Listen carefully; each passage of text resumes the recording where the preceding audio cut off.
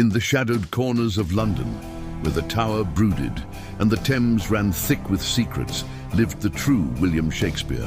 But this was not the gentle bard of legend. This was Will Malice, and his genius was less inspiration and more parasitic magic. Malice's study, tucked away in the forgotten gables of the Globe Theatre, was a sanctum of obsidian and iron. His quill was a single long raven feather, dipped not in common ink, but in a thick, shimmering compound brewed from crushed nightshade and the tears of betrayed lovers, a mixture he called Acheron's gall. For Malice, writing was not an act of creation, but of compulsion. His plays were not dramas to be watched. They were blueprints for disaster, prophecies he forced upon the unsuspecting world.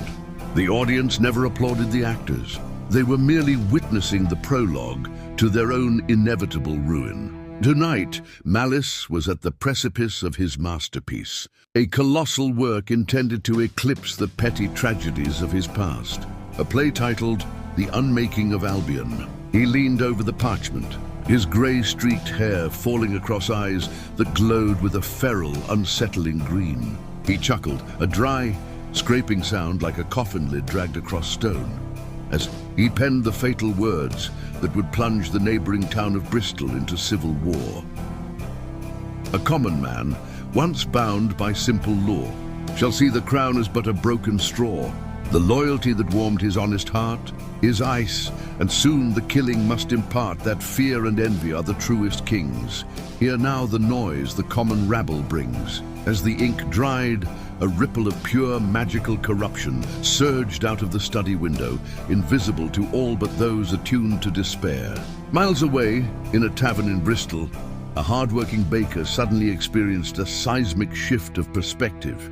The tax laws he had grumbled about for years became instruments of tyranny. His neighbor's slightly larger house became proof of a corrupt, favor-based system. By dawn, the baker was leading a riot, his simple wooden rolling pin replaced by a burning torch. Malice smiled, running a pale, ring-adorned hand over the growing stack of his manuscript. The world saw him as a master of human nature. They didn't realize he was the sculptor of that nature. He didn't just understand ambition, he caused it, planting the seed of fatal flaw with every verse. He was the unseen architect of madness. Hamlet was his psychological puppet, forced to dither until ruin was absolute. Othello was his experiment in corrosive jealousy. King Lear, a study in how quickly love can be extinguished by pride. He wasn't exploring the human condition,